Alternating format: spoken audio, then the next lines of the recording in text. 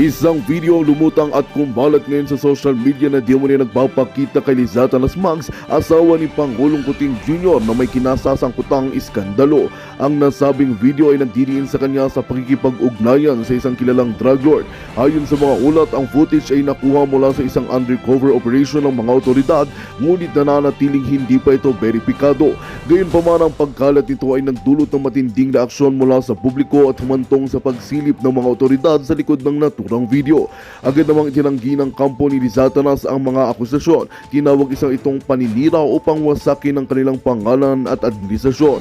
Sa isang pahayag, sinabi ng tagapagsalita ng pamilya diktador, walang basihan ang mga paratang na ito at malinaw na isa lamang itong hakbang ng mga kalaban upang sirain ang reputasyon ng pamilya diktador.